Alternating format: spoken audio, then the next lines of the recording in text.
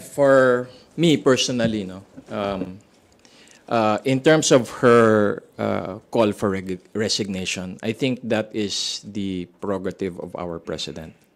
The litmus test is when she has lost the faith and confidence of our commander-in-chief, and that is President BBM. And that will be the only time that she should really resign, and do the right thing and resign, if the president no longer believes in her. Secondly, her participation in the prayer rally, I only saw tidbits of it. Who I saw on the stage were Senators Bato and Senator Bongo as far as national figures. From what I heard and I saw, VP Sara was among the crowd, talking to the people. And we don't really know what her purpose is there.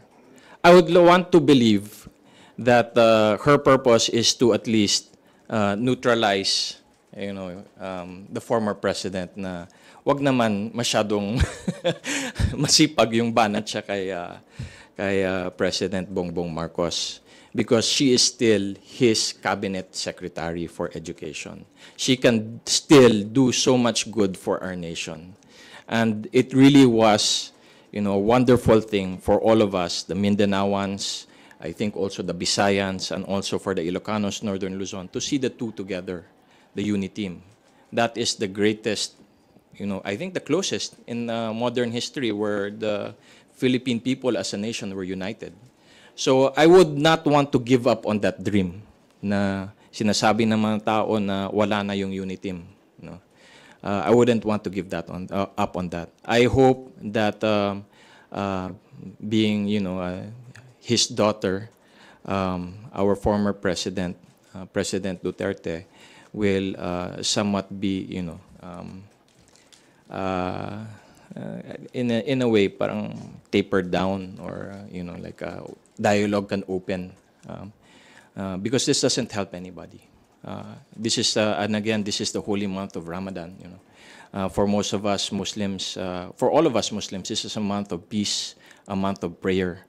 And I'm sure that on behalf of all Muslim Filipinos, what's in the bottom of our hearts is that our nation will succeed in moving forward peacefully and united, both Muslims and Christians alike. And it will be very difficult for us to do this when two great leaders are fighting against each other, President Bongbong Marcos and former President Rodrigo Roa Duterte. In regards to the prayer rally, is it an opposition? Is it really something to be worried about?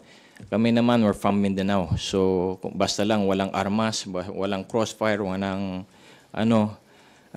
violence, and there's no harm. It's part of our democratic process for us to have freedom of prayer, freedom of opinion, freedom of speech.